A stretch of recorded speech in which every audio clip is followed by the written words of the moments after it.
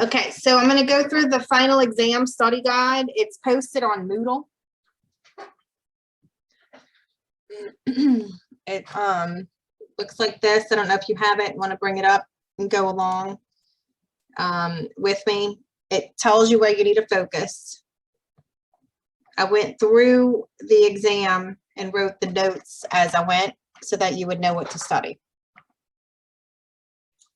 Okay, so make sure you know the terms. Make sure if there's, you know, like this first sentence, know what that is, so that if you get a true false question, you'll be able to answer correctly if you remember the definition. And then the terms, just go back to those chapters. I think this was chapter 1. You can either look on the notes that are on Moodle or in the reading and find the definition of the terms. And then the label, the type of accounts. So we have assets equal liability plus owner's equity. And we talked about a bunch of accounts through the semester that I would like you to know if it's an asset account, a liability account, equity account. And so you will have questions that may ask, you know, this is this kind of account, what is it? And then you'll have a selection to choose from. It could, you know, maybe I'm giving you a liability account and its listing is going to be like asset, liability, equity. You have to choose, or it could be the other way around. I'll say which type, you know, which answer is the liability account, and then give you a list of accounts that you would see in a general ledger. So be familiar with that. The let's see. If I said accounts payable, do you know what that is?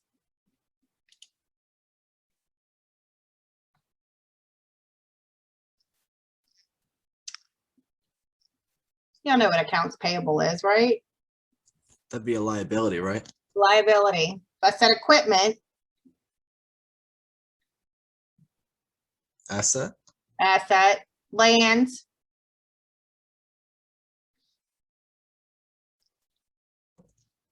Assets. Yeah. And if I said common stock. Equities. Yep. So just like that. So just know, be familiar with that. I also tell you, let's see if it's on here. Yeah. So identify the internal and external users. Again, we went through that a little bit, I think, in homework. So if you look at the homework, it'll have like different titles, and then you had to label it if it was internal or external. I think we might have had that on the first test as well. So review those. Make sure you know, and again, it's the same thing. If I said it was a shareholder, is that somebody that's internal, or is that somebody that is an external user of financials? That would be an external user. If it's someone like any kind of manager of the company, could be marketing, could be accounting, that would be internal. So just go through those, be familiar with that. You'll have a list and you'll have to identify. What are plant assets? So just know, you know, building, land improvements, building improvements. Again, you should find those in the reading or in the notes. Current and non-current liabilities, we went over that. If it's anything within, that's going to be paid within a year, it's a current liability.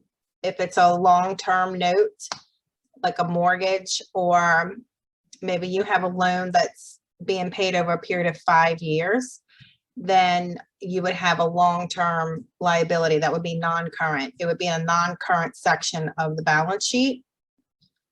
And one question I have on here is, can the liability be classified under both? So can the liability of a long-term note, can that be a current and non-current? What do you think?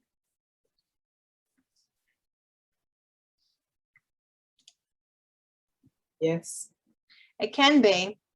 So on the current section, you would have what's due for that year. And then let's say it's a 5-year note, you're in that first year, you show that first year. And then the long-term section, the non-current liability, would have the remainder of the loan, the 4 years. So it can be both. And accounts receivable.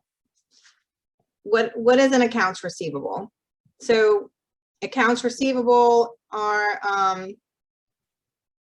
accounts that we set up when we decide that we're going to give credit to someone. They're not going to pay me cash right away. I allow them to pay me later. That's my accounts receivable. And I can get that from we call it a credit sale because I'm selling to them on credit. It's held by me, the seller. That's one of my assets, is the money that is due to me from the customers or tenants or, you know, clients, whatever type of business you have. And what's accounts receivable? We just said accounts receivable is an asset account. So I need to know that. And what else does it do? It's increased by billing to customers. Why is it increased when we bill to customers? We increase when we bill to customers. I'm gonna bring this over since I'm kind of talking about it right now.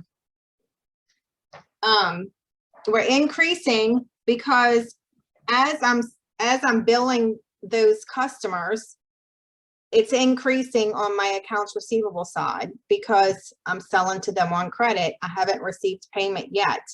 So when I'm billing that tenant or that customer, it's increasing the accounts receivable. When they make payments, it will decrease my accounts receivable. A T account, I don't think you have to do a T account on the exam, but this could be useful. I may have some questions about the T account, but you're not necessarily going to have to fill in a T account. I couldn't find a question that let me do that, or I couldn't figure out how to set it up. So you'll have a question about that. Just know that when you set the T account up, that the T account looks like this, right? We set it up on this side, the left side, on my debits, on the right side on my credits, and it's going to be for one account. Let's say 1,100, and that is cash. So maybe my cash account is number 1,100. My left side is going to be my debits. My right side is going to be my credits. Okay, and then when I am working through a problem, let's say I want to know the balance in the cash account, and I give you a couple of transactions that happened. I want you to be able to follow the transactions and know, okay, well, we got a deposit today of $5,000.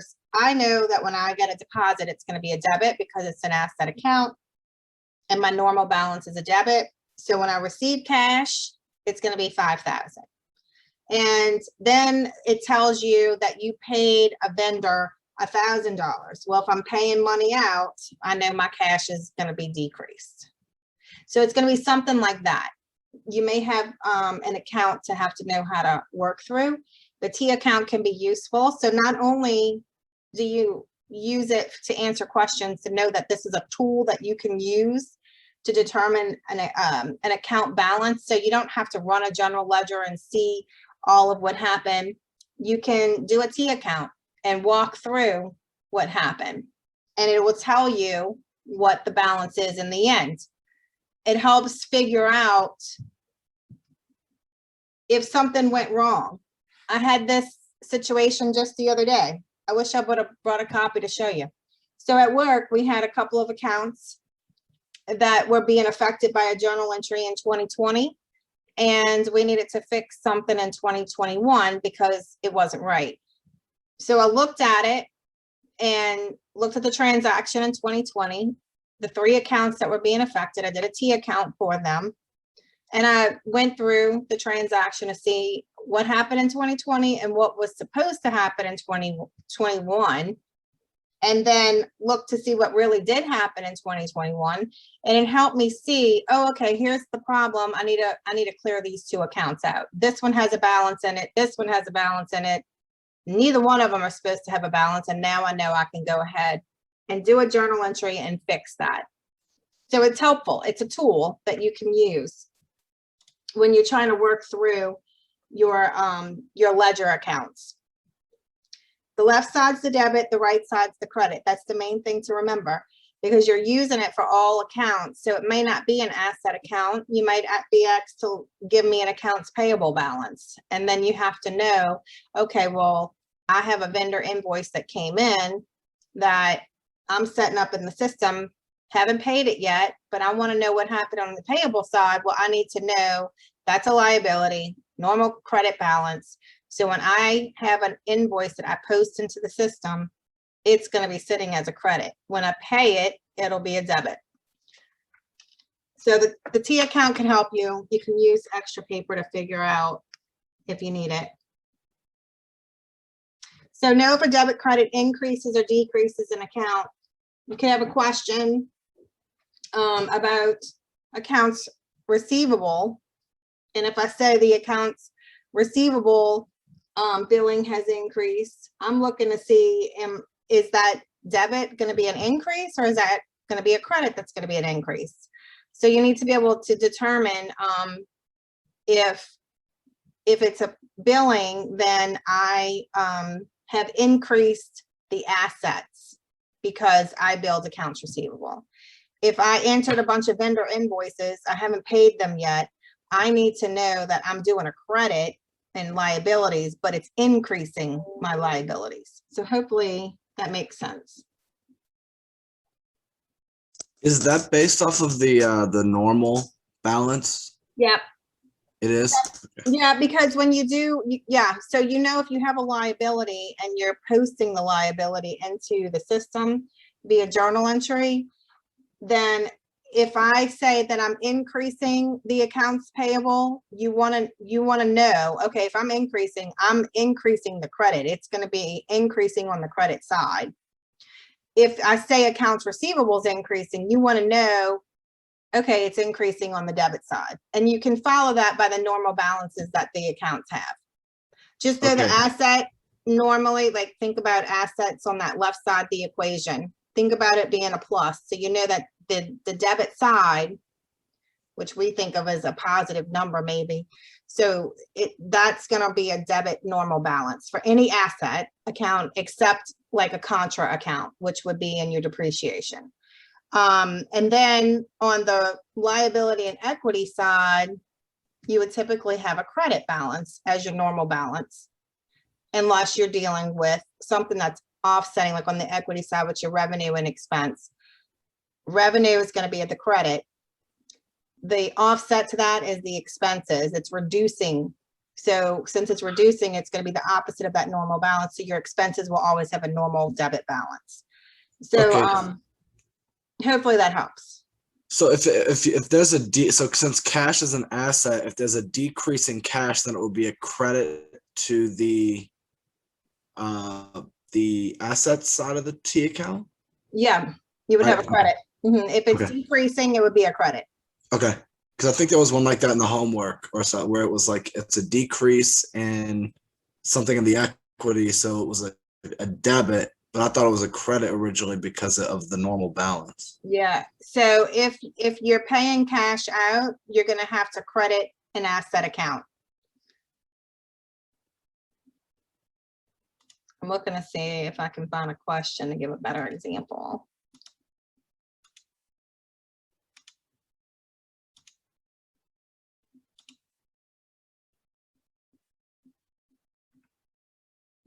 Okay, so you'll have to pick out, if I said that the debit was going to record a decrease, you would have to know what accounts would cause a decrease in an asset account. If I said that I wanted to decrease the assets, then you would be looking for accounts receivable.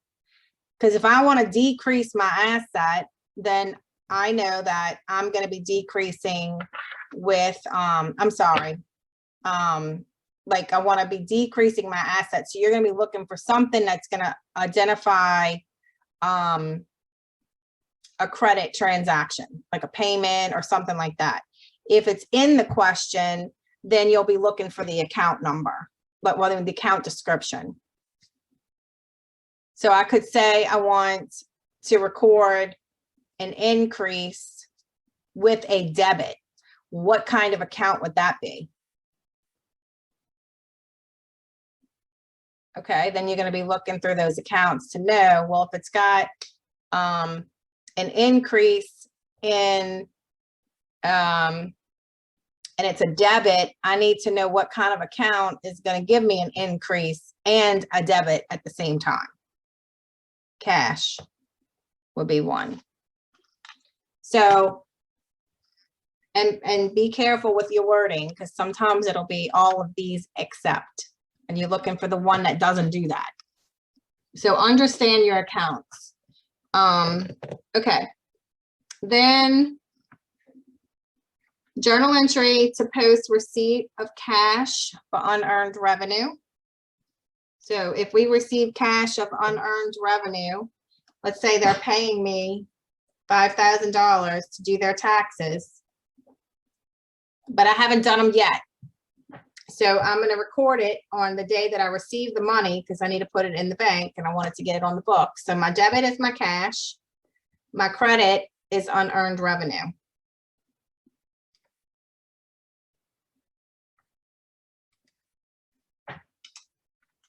So that would be my entry if somebody paid me for a service that I have not done yet.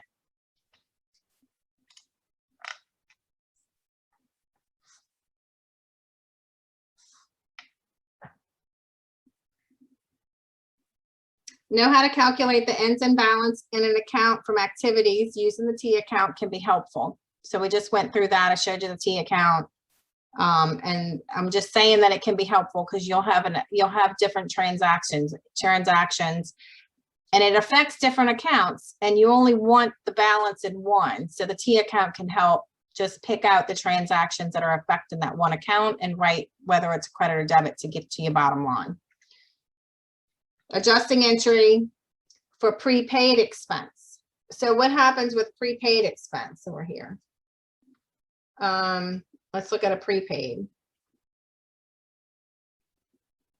So I buy insurance and I'm paying $2,000 for 2 years.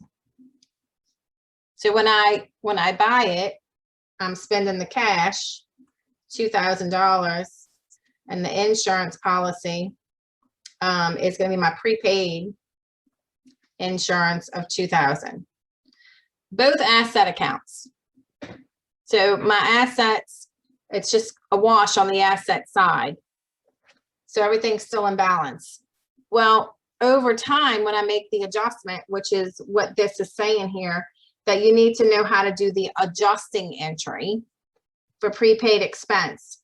So when we pay it out, we debiting I'm sorry, wait, let me go back.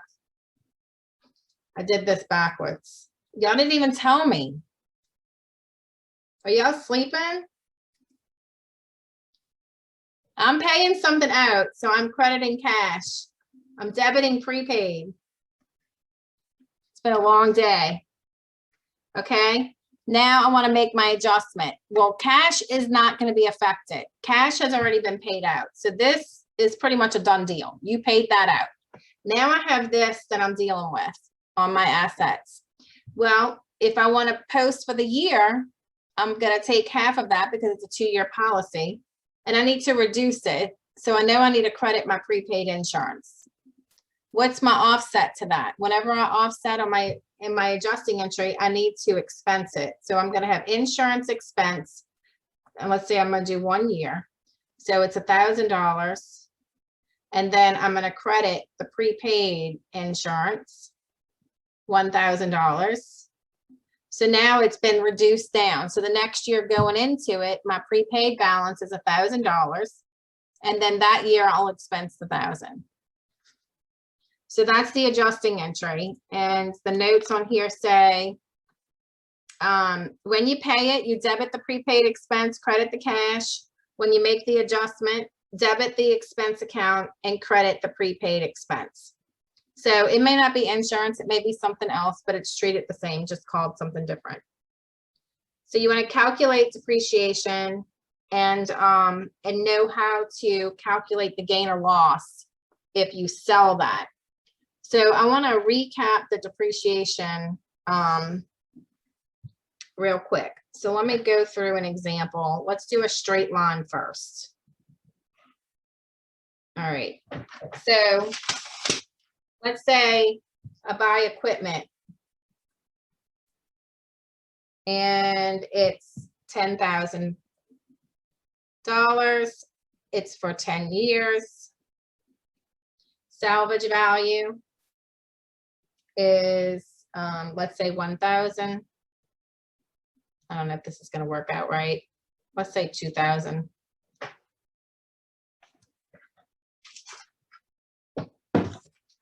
Okay, so if I'm doing straight line, I'm just going to divide this over the period of time. And I have to make sure that I include this. So I'm going to say the $10,000. So I'm taking the cost of the equipment minus the salvage value divided by the useful life. And that gives me my amount for the year.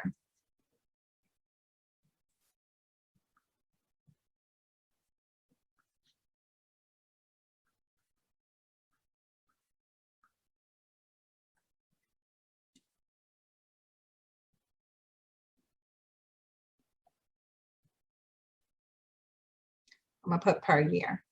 So just make sure if you purchase something mid-year, let's say this happened on July 1. If it happened on July 1, I'm not going to expense the whole thing. I'm only going to expense half of that because it's going to be half the year. Okay. If it happens on January 1, I would expense the entire $800 if they ask me for the first year, second year, it doesn't matter. Now, if I sell this equipment, let's say I sell it after the first year. So I've only have 1 year of depreciation. So it's on the books for the $10,000 less the 800. Is that right? 9,200. So it's on the books for 9,200 and I sell it for 9,500. Now I need to know, do I have a gain or loss? Well, here's my net value right here, 9,200. So 9,500 minus the 9,200, I have a gain of 300. So if I was to sell it for 9,000, then I have a loss of 200. See that? So you always want to make sure you take that net book value. And that's what you deduct from what somebody paid you for it. Okay, so let's look at double declining. So we have 10,000 for the equipment, salvage value 1,000, 10 years.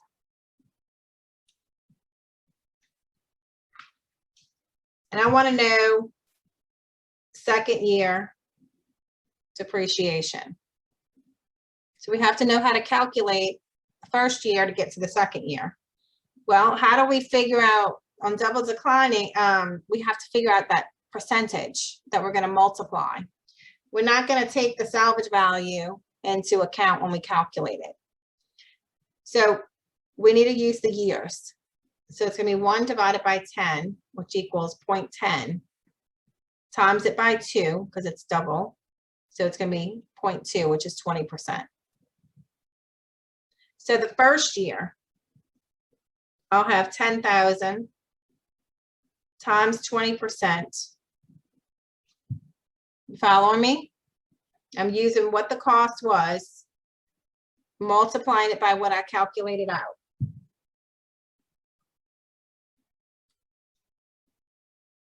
$2,000. So what's my balance in the end of the year? $8,000. It's on the books for $10,000. I depreciated $2,000. So now my balance is $8,000. That's my first year depreciation, $2,000.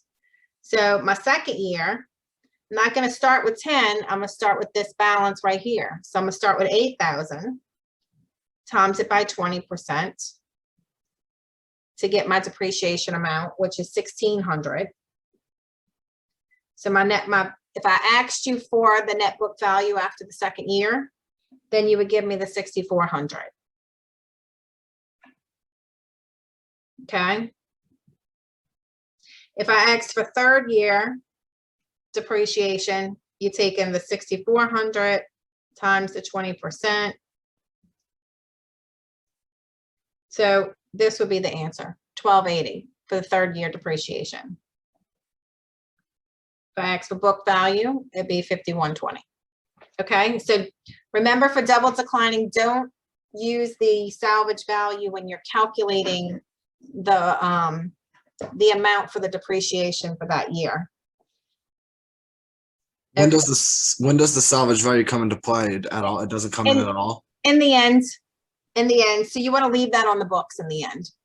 Okay, so if you ask for the book value, calculate the double declining and then subtract the salvage value, and that's well, you're not going to need that for the test. I'm not going to ask you the last year. Oh, okay. But what would happen is you would keep going until your book value, let's say its salvage value is $1,000. So you keep going.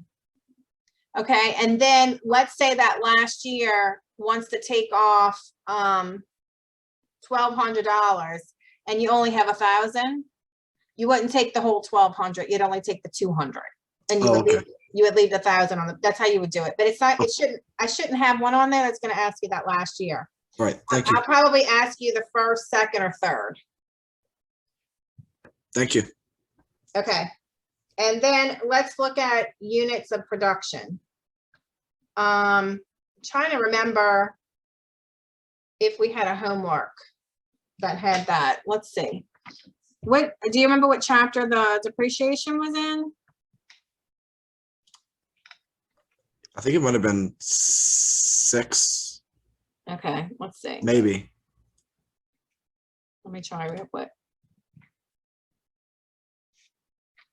I got to get out of the screen. Hang on one second.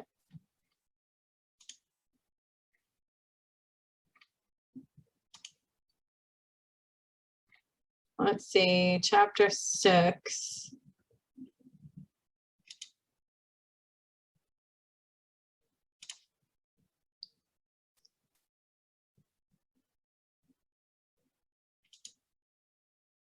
Oh wait, 6 is the petty cash funds. Okay, so it's probably the next chapter, 7. Yeah.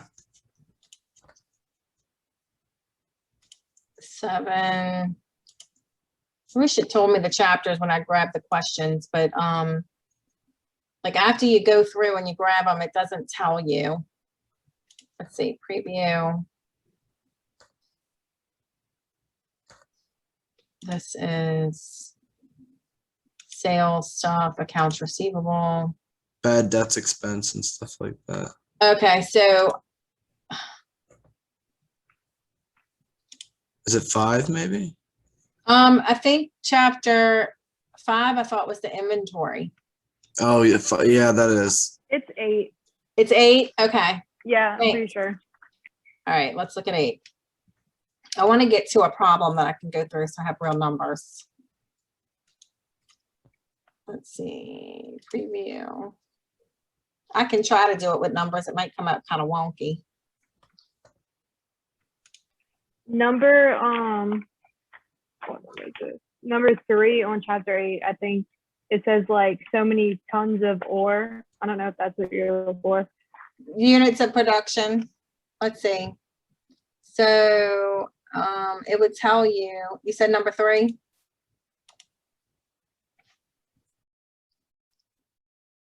Yeah. Yeah, it's chapter 8. Yeah, it says depletion, but it's basically doing the same thing. So we can use this one, but let's see if there is one on here that has units of production.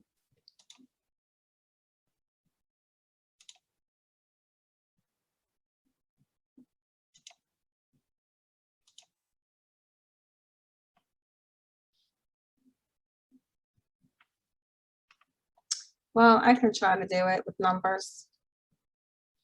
I'll make it up and see. If it comes out funky, we'll just round up. All right. So let's say I buy equipment for 150,000. It's going to be good for 5 years. And my salvage value is going to be 30,000. Okay. I'm expecting to produce 50,000 units. And it'll tell you how many per year. It's going to have to give you that number in order for you to be able to tell. Okay, so let's say year 1, I'm expecting to produce 5,000 units. Year 2 will be 10,000. Okay, so first I need to figure out how much is it per. So I need to take my 150,000 minus my salvage value. So it's the cost minus salvage value, which is 30,000. And I'm dividing that by the the amount of units that I'm expecting that I'm going to get. The amount of units I'm expecting to get is 50,000. See, the numbers are going to be kind of funky, I think.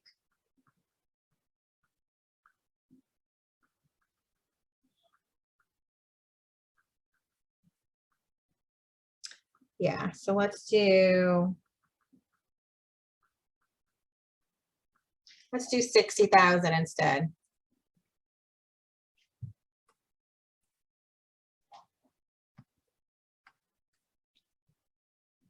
Okay, so I'm going to have 120,000 divided by the 60,000, which is going to give me $2 per unit.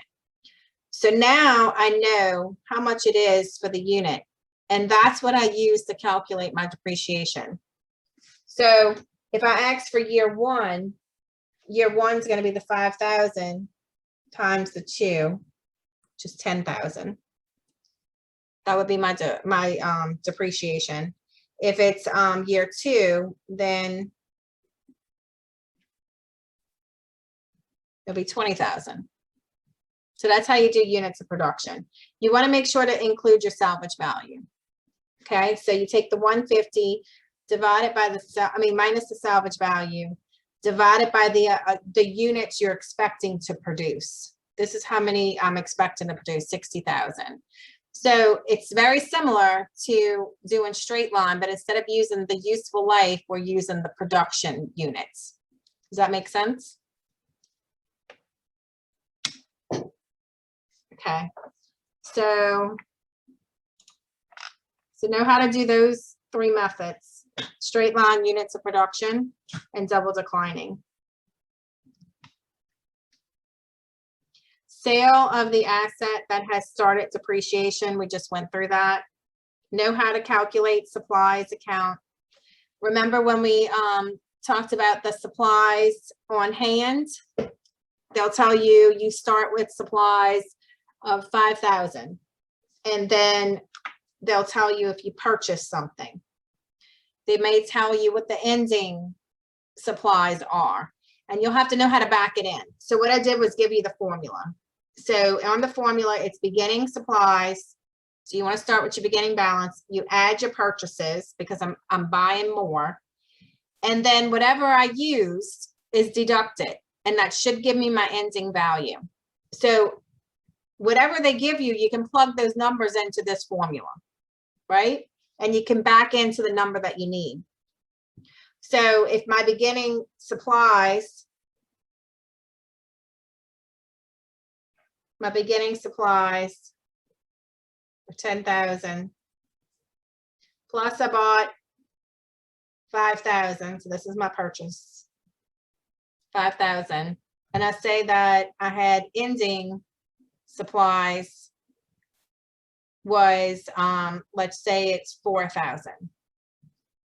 So I need to know, well, what do I need to deduct to get to the 4,000 ending balance? So I know that I need to subtract that number to come up with what is used in there. So I had 10, and then I added 5 to it, so I have 15,000.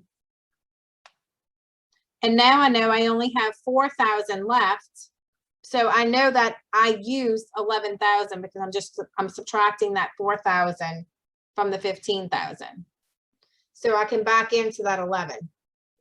If it tells me I had 10,000, I purchased 15,000, and I used 11,000, give me the ending value, then again, you're subtracting the 11 instead, and you get your ending value.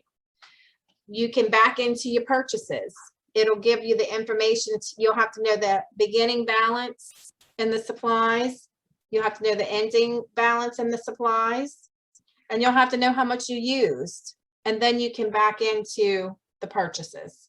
So as long as you know that formula, you should be able to back into it no matter how it asks or what it asks for. All right, calculate the unearned rent partial period, know the balance in the unearned account or the expense for the period. So let's say we have prepaid rent. So I paid rent out. So it's going to be a rent expense for me. I'm prepaying rent of 10,000, and it's for 5 months. So I know that that means it's 2,000 per month, right? So I have $10,000, it's for 5 months. So I know it's 2,000 per month. Well, let's say this is October 1, I paid this out. And I want to know, what is my adjusting entry at December 31? Well, it's not going to be the whole 10,000, right? Because it hasn't been 5 months, it's only 3 months. So I only want 3 months out of the 5. So what I'm going to do on December 31st, I'm going to do an entry, and I'm going to expense part of the rent that I just paid. So I'm going to have a rent expense for 6,000, just 2,000 times 3 months. And then I'm going to reduce my prepaid rent of 6,000. So my prepaid rent is an asset that I paid for in advance, and I need to expense it as I go.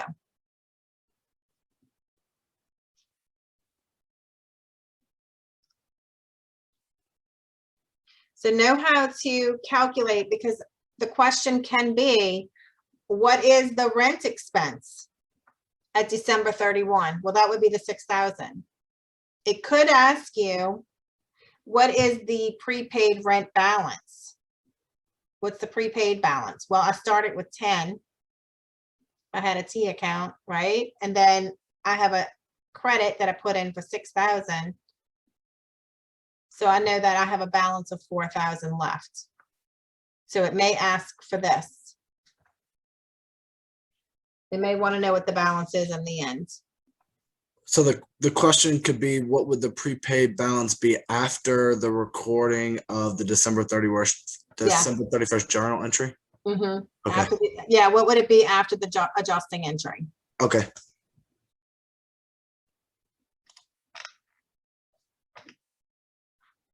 All right, know how to calculate, oh, you know what? This says unearned rent. Let me do one for unearned rent. I did prepaid rent, but let me do one more that says unearned. Okay, let's use the same numbers, but let's change the wording.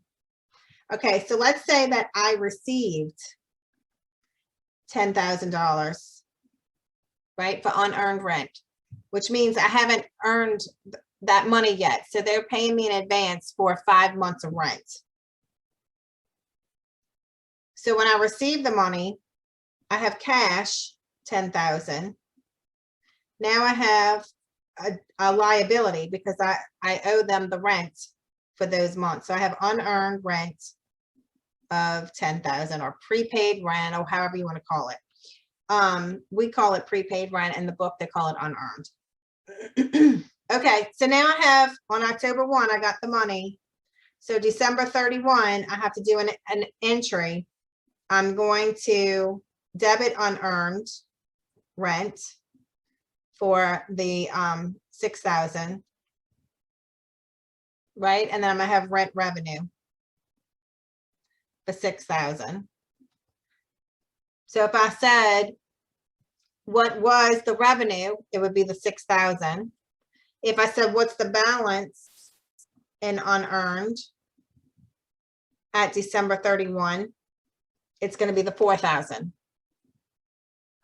because I started, this is my unearned rent. So I started with a credit of 10,000. I debited 6,000. So in the end, I have a credit of 4,000. Unearned rent is a liability because I'm liable to give them that rent. I owe them that rent. Okay. Know how to calculate retained earnings. So retained earnings, I put the formula on here. You start with your beginning balance.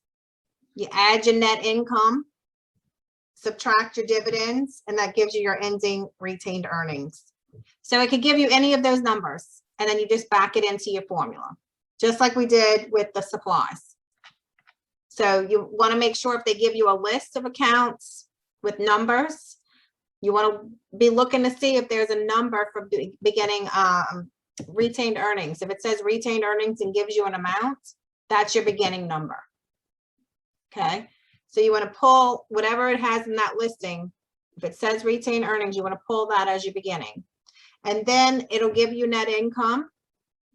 It'll give you dividends, and then you can come up with your ending. It may, give you your ending, and it may give you your dividends and ask you what was the net income. And you can back into it with having all the numbers. Just solve it algebraically. Okay, do we remember what the 2/10 and 30 means? That's like 2% if it's paid in 10 days, and then the full amount if it's paid in 30 days. Correct. Yep. So if you have something that you're buying and they tell you you have 2% 10, then okay, I paid $5,000. If there's no returns, I'm going to get 2% on that $5,000 if I pay within the 10 days. If I pay at 30 days, I'm paying the whole $5,000. So let's say I had $5,000 and I returned 1,000. I have to take the 1,000 off first. So I have 4,000 that I actually bought, and I'm getting 2%. Same thing for sales. If it's the other way around and you have a sale, and that sale to the customer gives them 2% 10, look for sales returns and discounts. Make sure you deduct those returns, and then you calculate the percentage. So you want to make sure to reduce by what was returned to you. They didn't buy the 5,000 if they returned 1,000, right? They really only bought 4,000. So you want to make sure to deduct any of the returns before calculating the discount. Once you calculate the discount, then you know how much cash you're collecting or what you're paying out. So for example, if we had $5,000, we returned 1,000. So the bill's 4,000 and I get 2%. My discount's $80. So I'm not paying the full $4,000. I'm paying the difference, which is $39.20.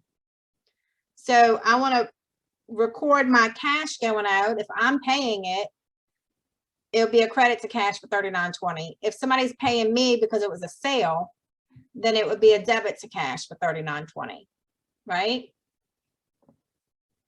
Now, if it was a sale and it's an accounts receivable, when we sold that equipment, it would be $4,000 on the books.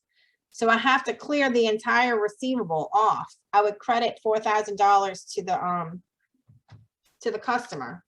And I'll have to clear the account by doing that. So let's go through the example. So I have $5,000. So let's do the AR first. So I have a sale. Then I have a return. They get 2%, 10, net 30. So this is $1,000. So the net is 4,000. I'm going to take the 2% because I'm paying it early, which is the $80. I think that's what it was. And then the difference between the 4,000 and the 80 is the 39.20. So this is what they have to pay if they pay early. So we're going to receive cash, not for 4,000, but for the 39.20. So I would debit cash, 39.20. I know my accounts receivable has to clear off. This is what's sitting on my accounts receivable on that tenant account. Let's say somebody owed me 4,000. I want to make sure that I take them off the AR schedule. So my accounts receivable is going to be 4,000 for the credit for the whole thing. So if Chris owed me $4,000, I don't want to clear 39.20 and say he still owes me 80 because he really doesn't owe me $80 anymore because he got a discount. So I need to put the $80 to the discount expense, whatever that is. Okay, so I might keep track to see how much am I giving away in discounts. Maybe I don't want to offer those terms anymore. Now we could flip that, and on the payable side, we get the discount. When I worked for the audiovisual company, we used to take discounts, and it used to be a lot of money when you would look at the end of the year, how much you could save. If you have good cash flow, you can do that. So we're going to return 1,000, and then we have 210 net 30. All right, so the same thing happens. I'm not paying the whole 4,000 times the 2%, so it gives me 39.20. This is what I'm paying out. So I know my credit to cash is going to be 39.20. But I also know that I have a liability on the books showing that I owe whatever that manufacturer is. Let's say it's Lowe's. I know I owe Lowe's $4,000. Well, am I going to clear it for the 39.20 and say I still owe them 80? No, I don't want to leave that $80 on the book. So I need to clear the entire $4,000. So my accounts payable will be $4,000. Journal entry is not in balance. So I'm keeping track of my discounts that I take over here. So that's my $80 discount. So this would be an expense type account. And this is like an income account because that's money saved in your pocket. This is on the receivable side, it's money you're giving them, so it's an expense. And then on this side, the discounts for the payables, it would be considered like an income or a reduction, depending on how you keep track of it. Some it could reduce inventory. It could go towards that cost. So anyway, just keep in mind that you want to know what that means, how to calculate it, and remember to reduce it by the returns. Know how to do a journal entry to record the purchase on terms and the payment of a purchase, which we just did. So when I make the purchase for this particular example we just did, when I do this purchase here on accounts payable, I'm going to pay that in the future. I'm buying it on credit. My accounts payable credit is for $5,000 because that's what I purchased, $5,000 worth of merchandise. So this will be my inventory or merchandise or whatever it is that they give you. That would be your debit because I received merchandise or I received inventory for $5,000. And then when you do a return, you would reduce your inventory and you would have a credit to inventory for $1,000.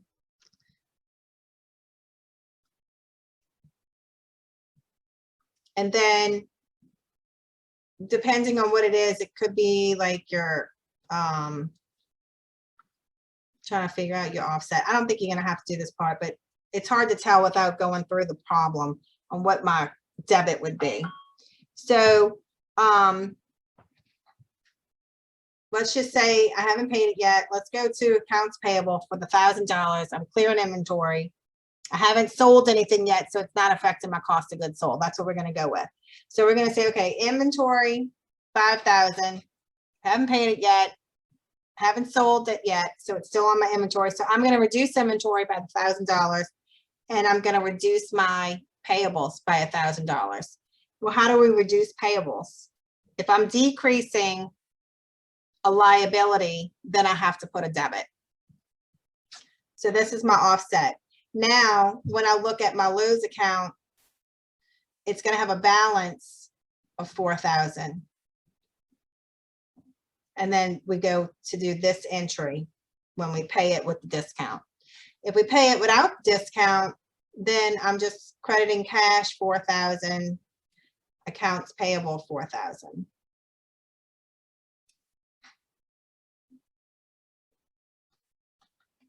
Because I didn't get a discount. This is with the discount. This entry.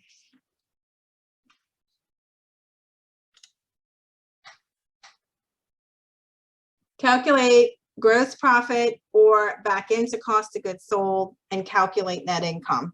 So remember, when you have merchandise, you have now cost of goods that you're selling. It's not just services. So you have an added layer in there, and you can report on your income statement your sales minus your cost, which will give you your gross profit. Then you deduct your operating expenses, and that gives you your net income. So be careful if they ask for, let's say they give you numbers for sales returns, they give you cost, and they also give you operating expenses. So they give you everything. And they say, what is gross profit? Well, you want to make sure that you don't deduct operating expenses. Okay, so let's say I have sales of 8,000. I have return 2,000. I have cost of goods 3,000. And I have operating expenses of 1,000. And I want to know gross profit. Well, if I'm calculating gross profit, I only need my sales information and my cost of goods. If I asked you for net income, I need all of it. Okay, so the gross profit is going to be the 8,000 minus the 2,000 minus the 3,000.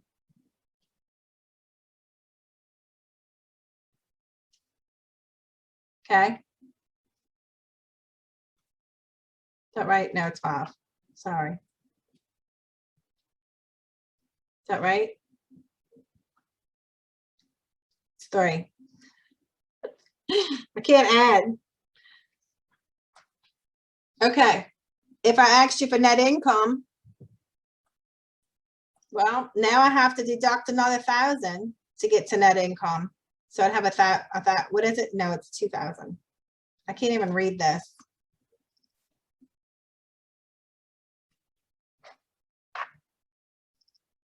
Y'all will tell me if my numbers are wrong, right?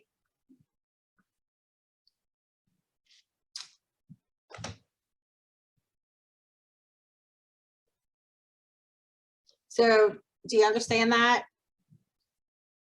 How to calculate, make sure you don't pull in operating expenses. If it's asking for gross profit, you don't want to put the answer as net income. So this one's basically just a formula, right? Yeah, you can plug the numbers into it. It may give you net sales. It might say sales or it might say revenue minus your discounts, minus your returns. It may just say sales minus returns. I'm just giving you everything here, so you Okay. have everything you need. So you said it could say net sales? It could say net sales, and net sales are just your sales minus your discounts and returns. Oh, okay. So they wouldn't break it out. It'll just say net sales. And so Okay. the net sales is inclusive of the returns already. So don't be looking for returns. Okay, so we might have to calculate net sales? I don't think I have a question and ask for that. Oh, no? Oh, No, but you'll need it, like you'll need to know if they're asking for net income, what your net sales are. I mean, you're just gonna have the one number. oh, okay, so I see what you're saying. Okay. Yeah. So they may give you all three numbers, or they may just say net sales or this. And it cuts out calculation of net sales if they Yeah. give you net sales. Oh, Yeah, oh, yeah. It'll just say, give me the gross profit or give me the net income. okay, awesome. I don't think I have one that says net sales. If you do have net sales, then it's just the revenue minus the discount minus the return. Right, thanks. Okay.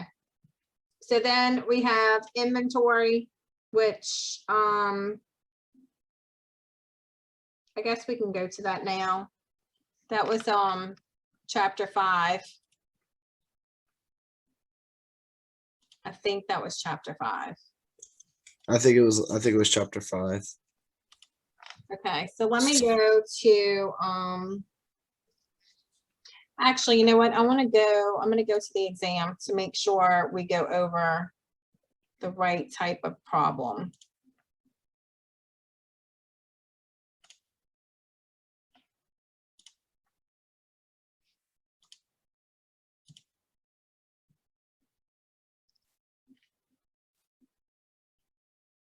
Okay, let's see, inventory calculations.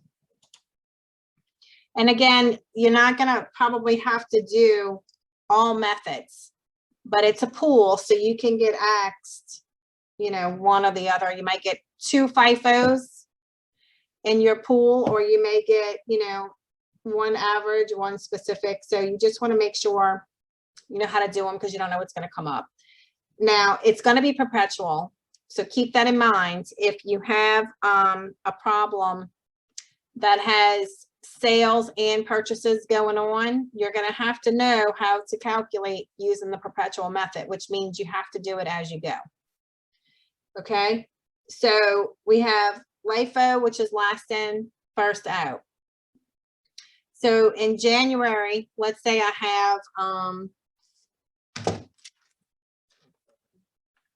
me go through. I'm gonna have to write this down, see if I can get it.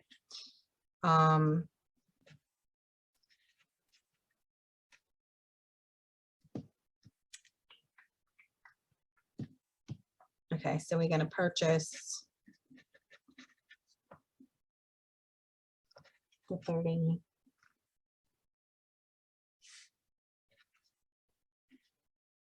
I wonder if I can get a homework problem just like this one. So let me see. I want to walk through one that has the multiple months that have purchases and sales. So if I ask you for ending inventory, you only want to really focus on what's left.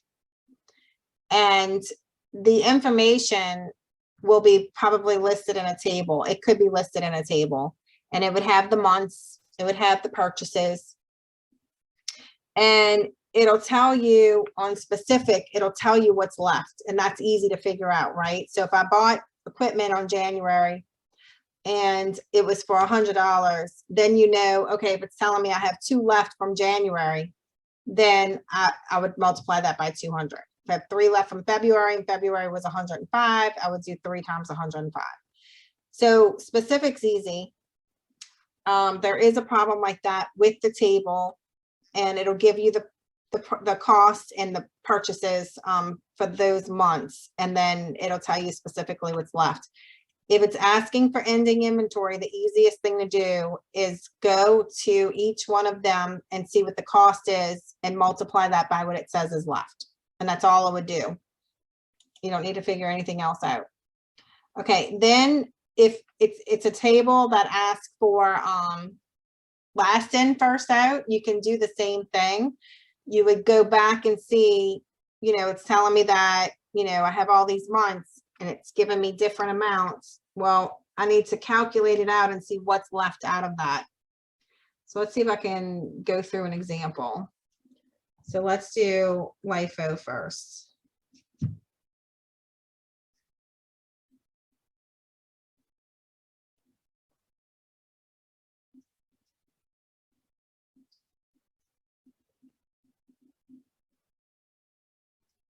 Okay. Let me do something similar to what's on here. So let's say there's 30 units at, let's just say $5. I'm gonna try to keep it simple. February had, let's say we purchased 20 units at 6. And we had 10 units at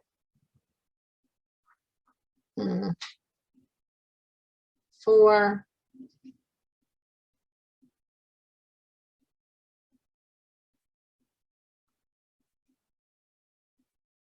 It's 3.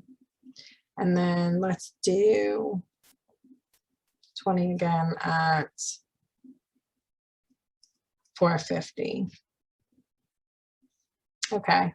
And I say that I sold, let's see, how many do we have total?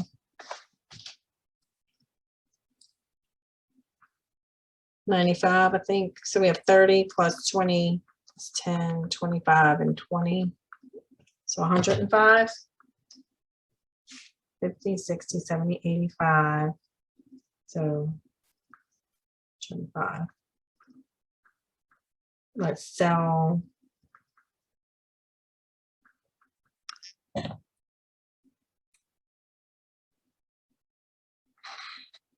Let's say we sell.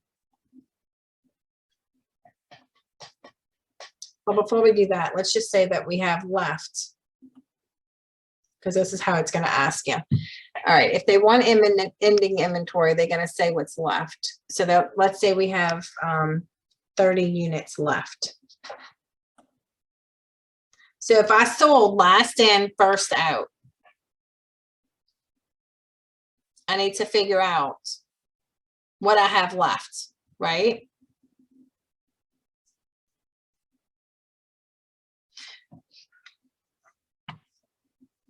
So I sold, let's say they say on July. Okay, so I'm in July and I'm saying that I have 30 units left. So I need to figure out where's 30 units coming from. Well, I know I sold the last ones, which means I'm starting from down here. Let's change this to 40. So if I'm selling last in, first out, that means all of these down here, they're gone because I sold them. I'm only left with 40 units. So I'm going to have 40 units left from where? I should have 105 minus 40, 65 units that are sold. So you're going to have to walk through each month and figure out, how am I going to calculate what's left? So I'm looking to see if it gives you dates of when they sold. Assume all sales are made the last day of the month.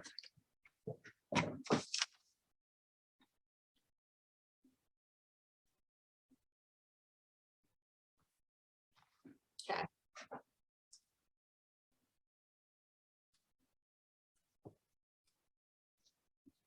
Okay, so let's sell 10 of these let's sell 15.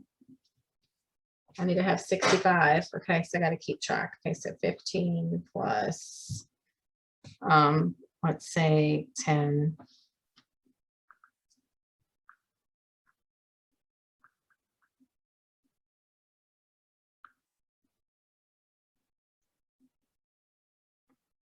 Okay, so it'll be something like that. So it's going to give you your purchases and it's going to give you your sales.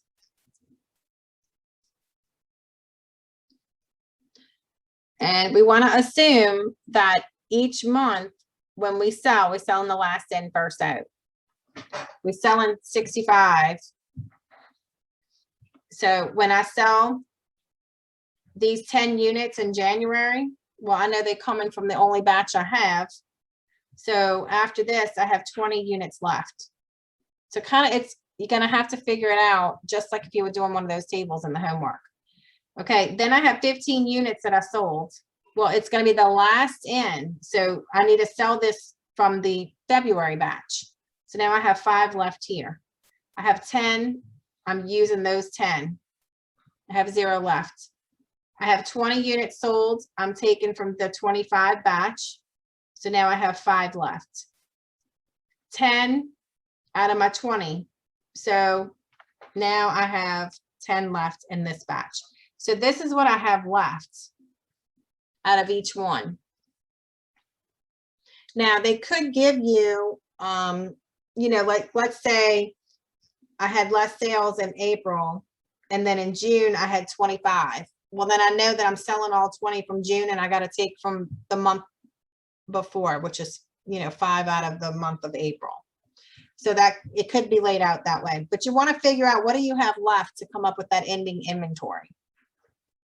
So now I can just do the calculations once I know what's left. Oops.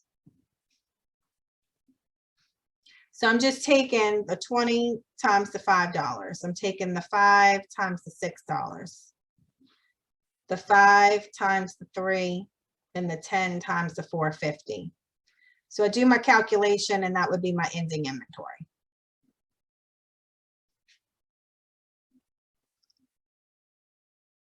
Okay. So this is the table. It's going to have the months, it's going to have your purchases, it's going to have your sales. If it says last in, first out, remember that they're saying that all of the sales are on the last day of the month. So your purchases is what you're going to pull from for that month.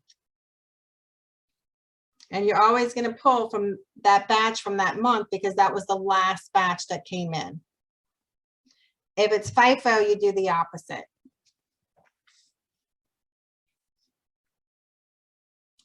And it's similar to the way the homework was set up on that one. I remember we had some tables that y'all had to go through. Okay, this is another setup. So we have companies' inventory records and they'll list them out like this. So they'll tell us the dates. So we have August 1, August 5th, August 12th. It's going to tell you beginning balance. Here's my purchase.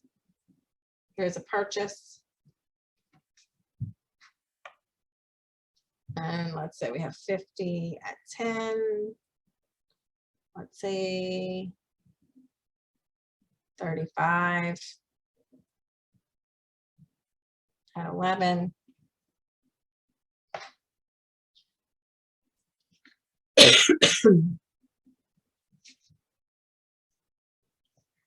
30 at 9. Okay. Then it says on August 15th. It's giving you the date. So you know your purchases came in before your sale. It'll tell you when that sale happened and it'll tell you how many they sold. So let's say we sell, let's say we said 75 units.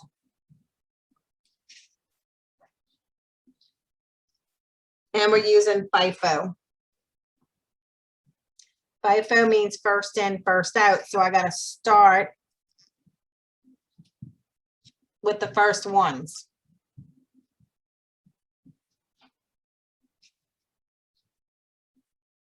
and figure out what do I have left. So I sold 75 units. So that means I sold these. And then I sold 25 out of these. So I have, this is what I sell. So this is what I have left would be 0. I sold 25 out of my batch of 35. So I have 10 left here and I have 30 left here. So I have 40 left. So if it asks for the inventory after the sale, then I'm looking at what's left. It'd be the 10 times the 11 and the 30 times the 9.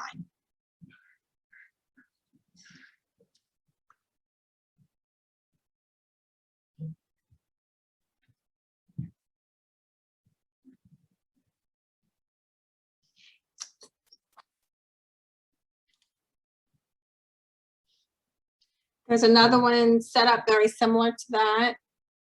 It'll have the dates. It'll tell you the date that it's sold.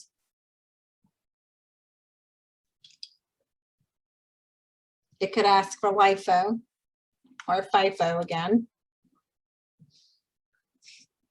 Okay, so it looks like that is the only ones. So that's going to be the setup. Okay, it's going to either look like this table here, because I don't know which ones are going to come up. It's going to look like either this, could ask for LIFO or FIFO, could ask for specific or average. Or you may get a table that looks similar to this right here, where it's got the date, it tells you your purchases, and then it tells you your sale date, which is after the purchases.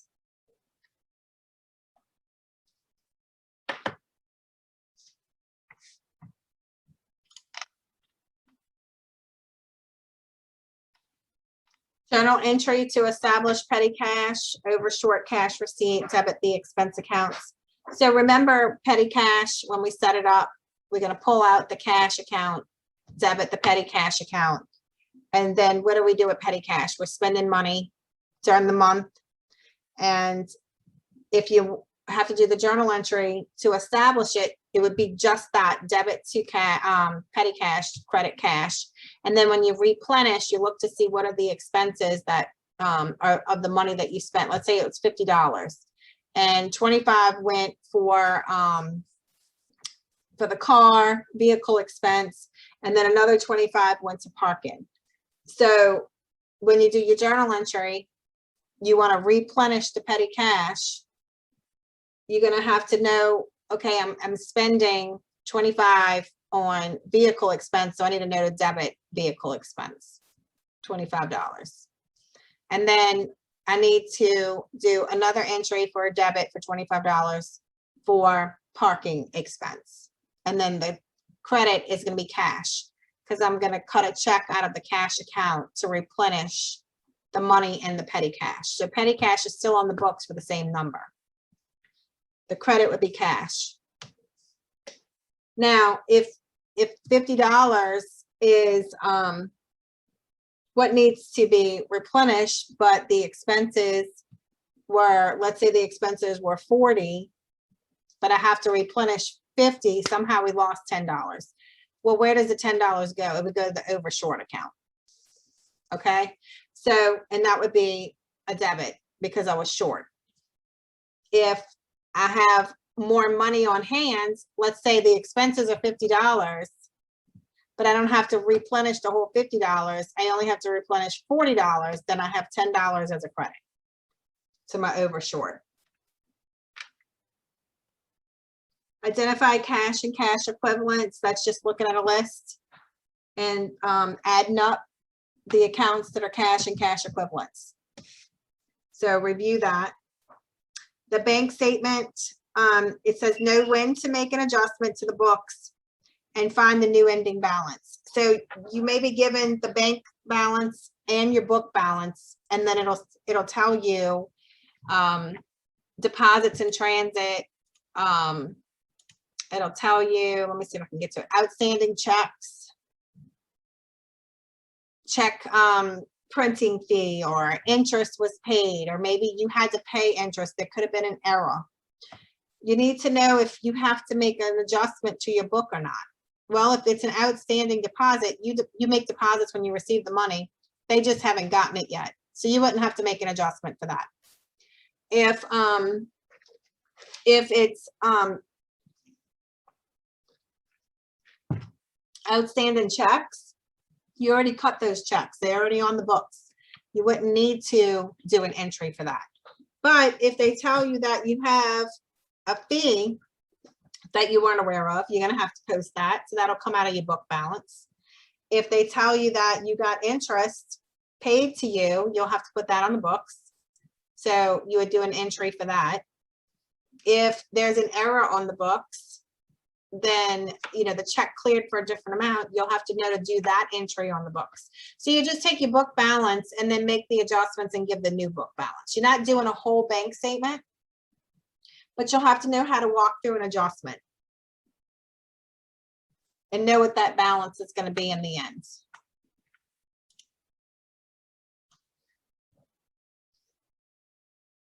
Okay, short-term notes receivable. The main thing to keep in mind is the 360. It's going to have a note on the question, use the 360. So you're basically looking at the maturity date. How many days is it going to be, so you can come up with the maturity date, what the interest rate's going to be, and dividing by that 360. So you're going to take the amount of the loan, multiply it by the percentage, and then multiply it however long that loan is. Let's say it's 90 days. It would be times 90 divided by 360. It's 120 days. It's going to be times 120 divided by 360 to come up with your number. So then you'll know, okay, once you do the calculation, you'll know what your interest expense is. So you would add that to your face value of what you were lent, what money you were lent, and that would be the total amount that would be paid back out. So let's say I have, let's say I have a loan for 10,000, 120 days at 9%.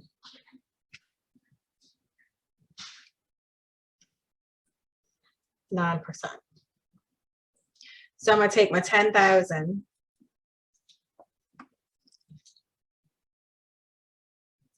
times the 9% times the 120 divided by 360 to get my interest.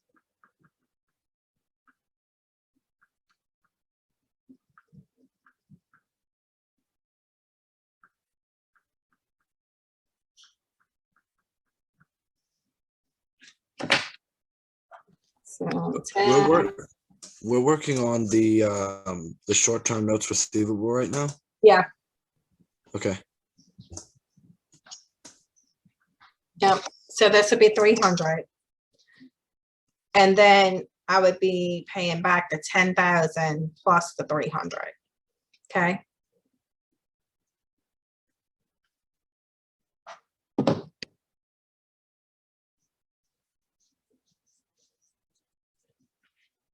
So that would be the amount due on the maturity date. You want the whole thing. You want what you borrow plus the interest. And that's how you would calculate it.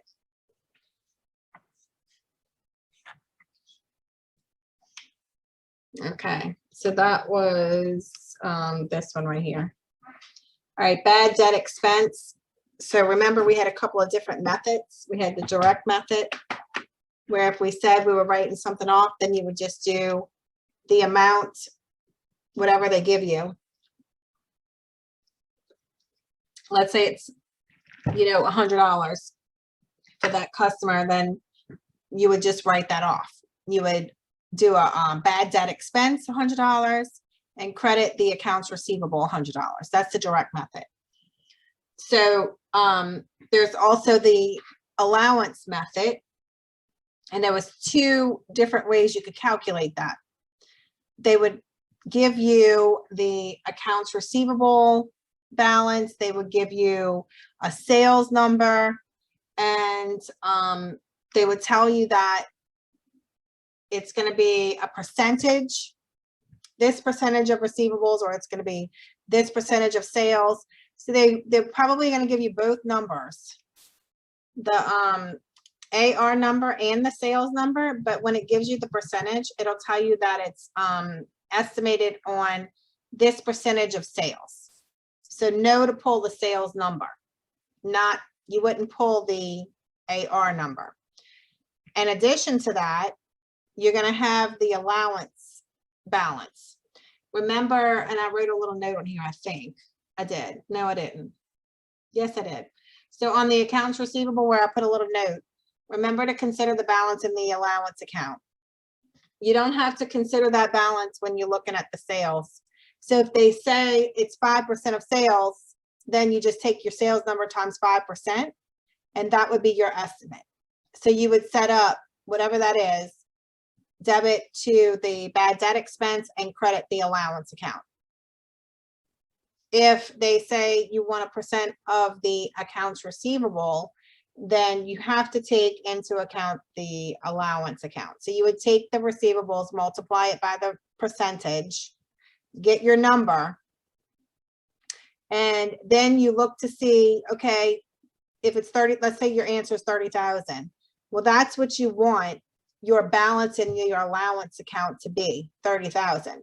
So if you already have a credit balance in there, then just reduce it. And that would be what you would expense for the year. It'd be a debit. Let's say it was, let's say 5,000 is in there as a credit in your allowance account. Well, now I don't have to do an entry for the whole 30,000. I only have to do an entry for 25,000. So I would do bad debt expense, 25,000, and then allowance 25,000. So in the end, the balance in the allowance account will be 30,000. Does that make sense?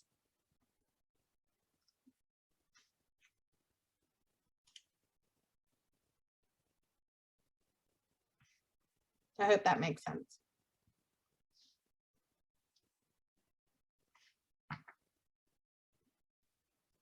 Okay. Record the sale of merchandise to a customer on credit. We kind of talked about this a little bit already.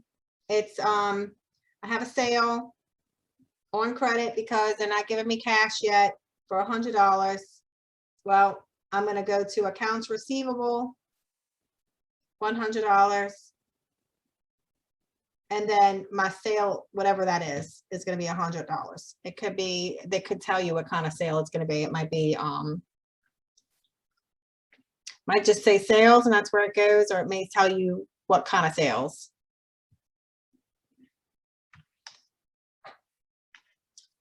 Okay,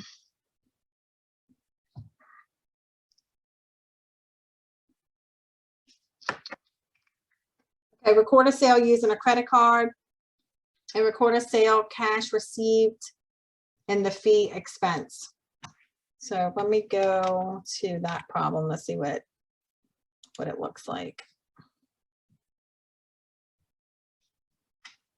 The credit card, let's look at the credit card one first.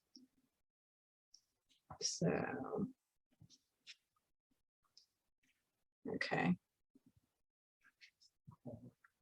So let's say we sell $500 of merchandise and they use a credit card.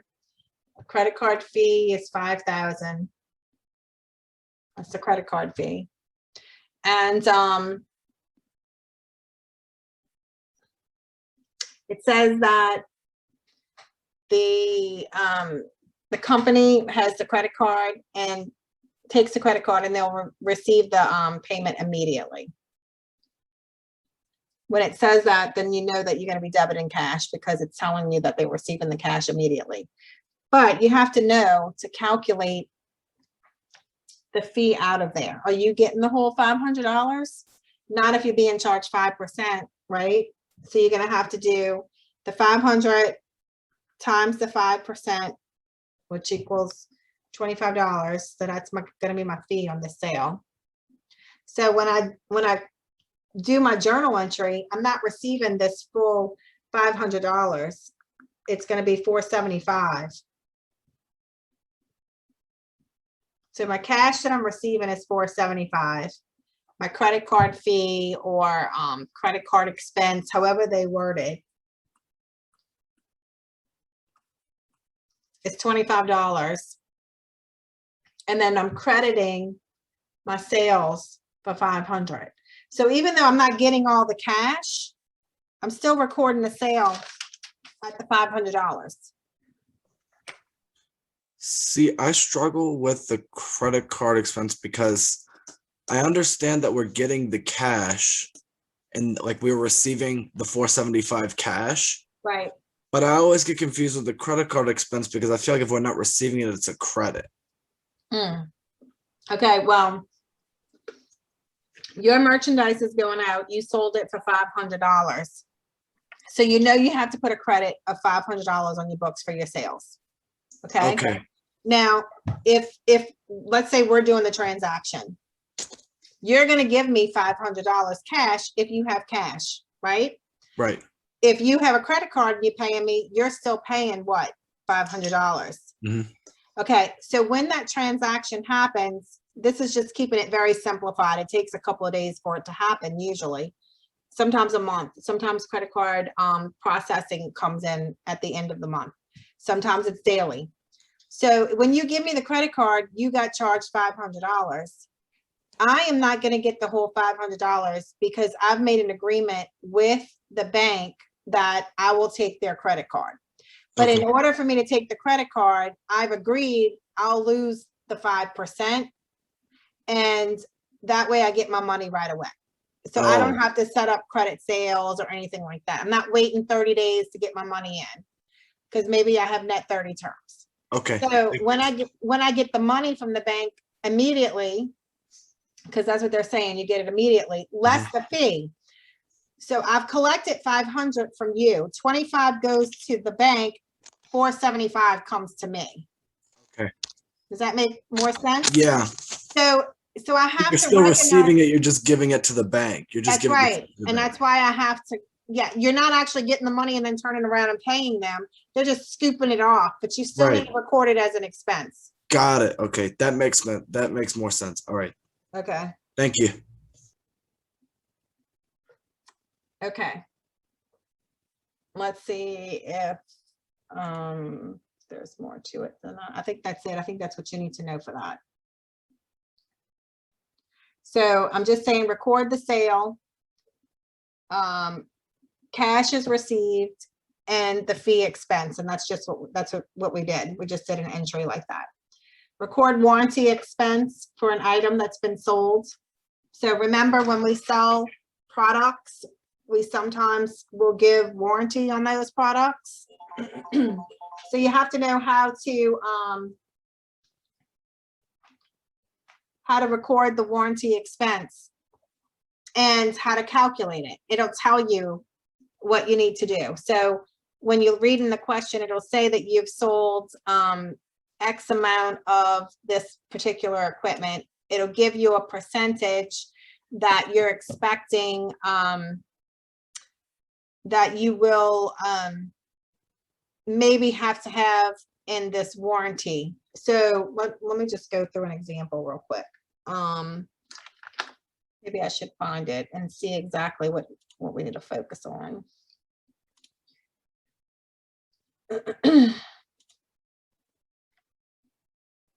Okay.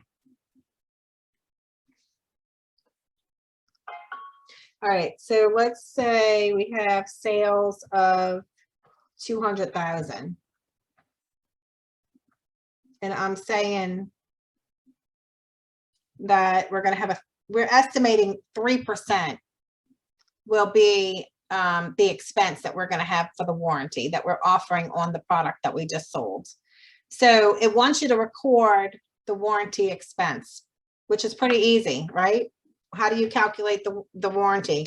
It's going to be the 200,000 times the 3%, which is $6,000. So I know that this is what I'm expecting my warranty expense to be.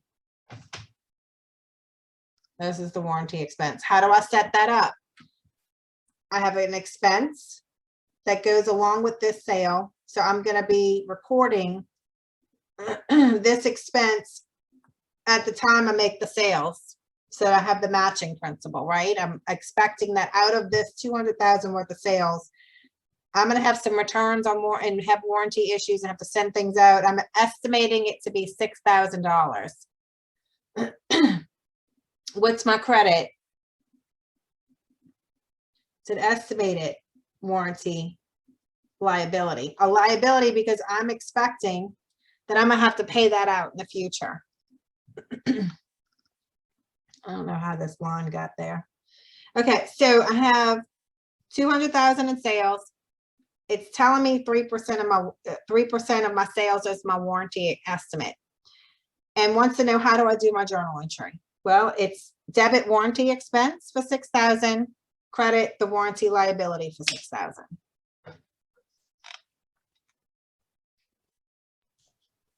What about like a payout on the warranty? So like if you have to replace inventory on the warranty expense. Okay, I'll look and see if you have to do one like that. Okay. There's another problem that says it's telling you about the sale price, it's telling you about the warranty, tells you the percentage, it's telling you how many they sold, what the cost of the units are.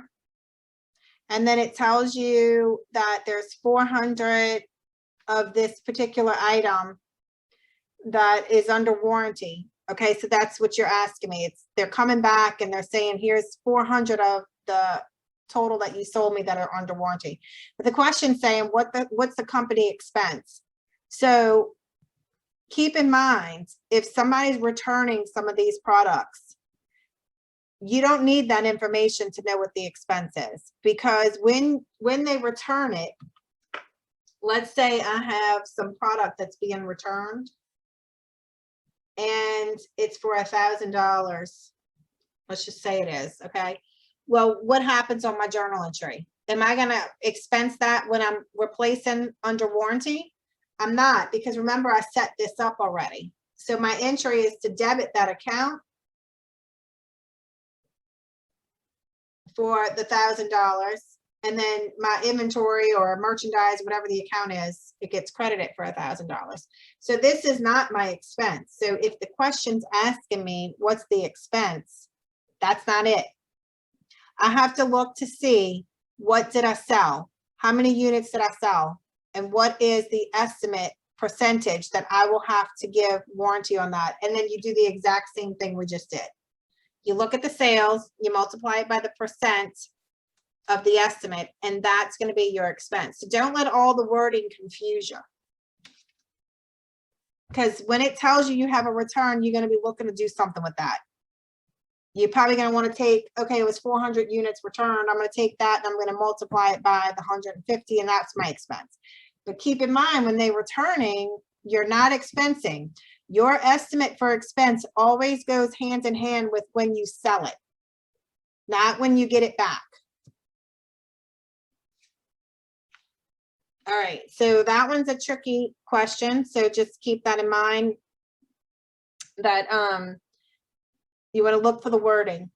You'll have one, your test may have that question pop up, and you want to make sure that when it says warranty expense, you only looking to see, what are they telling you? They're saying that I'm estimating a percentage on what was sold. So then you go through the problem and you pull out what was sold in that month, what was sold in that time period they're asking me for. They can give me all these sales for the year, but if they say November, I'm only looking for November sales. And I want to calculate it on that.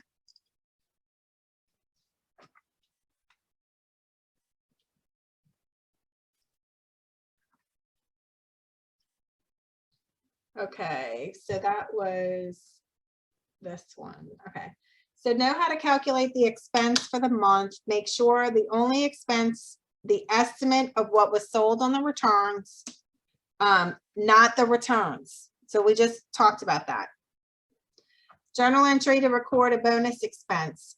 So the question will be about an employee's bonus that you're going to be paying out, but you're not paying it out to the next period. So let's say at the end of December, you know you'll be paying $10,000 worth of bonuses. You want to expense it. So in the period that it belongs in. So in December, you'll put the expense in, and it'll be the employee bonus expense will be a debit, and you're going to credit the bonus payable. Why is it a payable? Because I haven't paid it out yet. I'm paying it out in January. You would journal entry to record a sales with sales tax. So if you have a sale and they have sales tax, you want to know how to do the entry. So it'll give you all the information. It'll tell you what the sale amount is, what the percent of the sales tax that you collect is, and then you need to know how to do journal entry. So we're going to debit cash if we're receiving cash. So we go back to a sale. So Chris, let's say I did the sale for 500 and I have to collect 10% for taxes. I'm collecting $550 from you. Okay, so when I collect the 550, 50 of that is for taxes that I don't keep. So I don't want to include that in my sales. My sale to you is only $500. So my credit to sales has to be for $500. The cash I'm actually collecting from you is $550 because I'm collecting the money for the sales tax and I'm going to pay it on your behalf. So my debit would be $550 for the cash that I received, or potentially AR if I didn't get, let's say it was accounts receivable because I didn't get the cash yet. So I have debit cash or accounts receivable, and then I need to credit my sale for the 500, and I credit sales tax payable for $50. So it stays in that payable account until I pay it out. And usually the computer system will do that automatically when you have a sale. It automatically, you know, on the receipt, it'll show you all your items. And then at the bottom, it shows you your sales tax. So what's happening in the accounting software is it's automatically putting those sales taxes to that payable account for every transaction. You're not actually doing a journal entry for that. The accounting system is going to do that for you. All right, calculate bond interest payments. We just went over that for this test. Do y'all feel y'all need to go over that again?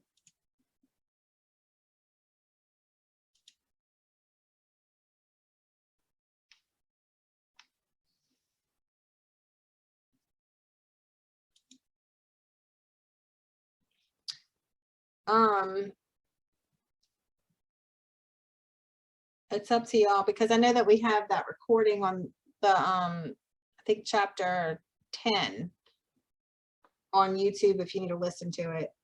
But let me know if you need to go over it, we can.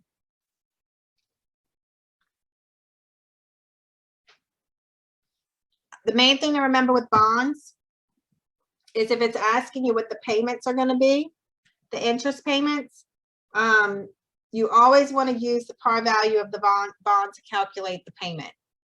So if it says that it's got a par value of 500,000, but that you collected 600,000, you want to make sure that your payment is calculated based on 500 times the percent that it gives you, which is the face value, not what you actually collected. The face value is 500, you collected 6, well, you're going to calculate it on the 500,000. And it'll give you your terms, which is probably going to be 2 payments. So you'll have to make sure you divide it by 2. Okay, so it says par value, that's the number you want to use to calculate.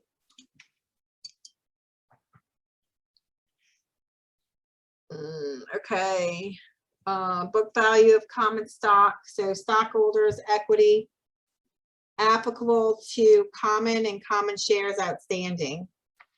So I think we had done a homework like that. Let me just see real quick. Okay. So this is when we had to calculate your book value per share or your earnings per share. There's different ways, but let's go through one of these so you know which one's going to be on the exam. So it's going to have how many shares are outstanding, common stock. It'll have the stockholder equity applicable to the common shares, and it'll give you a dollar amount. And then it's going to say the par value of the shares. And they want to know what's the book value per share. So the formula is to take the equity applicable to the common shares and you divide it by the common shares outstanding. So you're going to take that dollar amount, divide it by the shares outstanding to come up with the book value per share. So this is giving you just the formula. And I wrote it out like this because this is exactly how it says.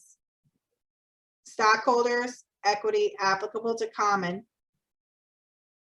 shares divided by the common shares outstanding. Okay.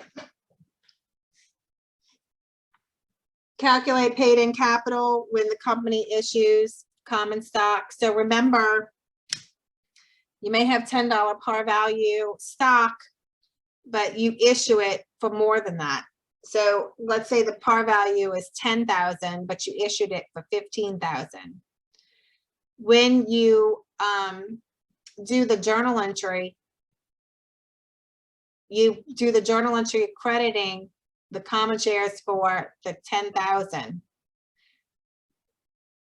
Then you get a credit for the paid in capital in excess of par, which is 5,000. So that I need you to know how to calculate the paid in capital. It doesn't want you to do the journal entry. It just wants you to know what is the paid in capital. Okay, so if it says calculate paid in capital when company issues common stock, if it says paid in capital is all the money collected, then you're going to use what was collected. And that's going to be your total paid in capital. So not looking for common shares, like I was just telling you, it's 10,000. Common shares is 10,000. Paid in capital is 5,000. If it asks you for paid in capital in excess of par, it would be the 5,000. If it asks you for the total paid in capital, you want to use the whole amount.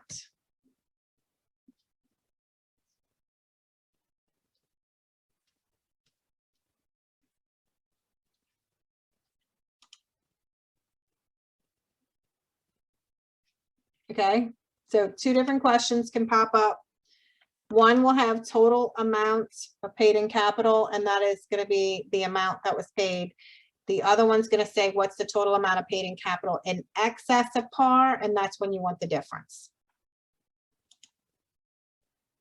Cumulative preferred stock pays both current and prior unpaid dividends before they pay the common shareholders. Know that.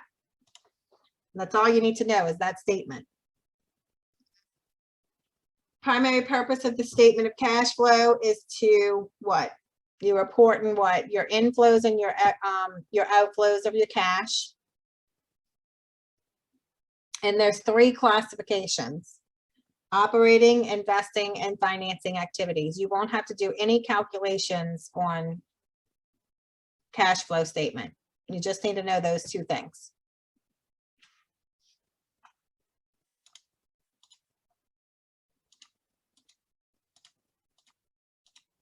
Trying to find the bond question. I couldn't find it.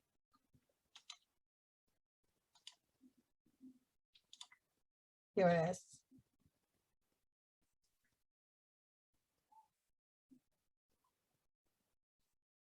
Okay. It's just a par value where you calculate the payment. That's it. You won't have to do I don't think I have any discount or premium on here.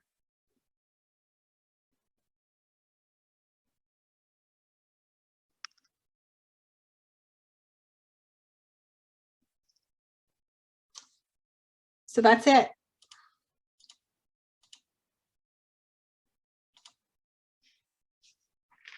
How many questions is the exam? It's gonna be 60. 60? Is it still 90 minutes? Mm-mm. No.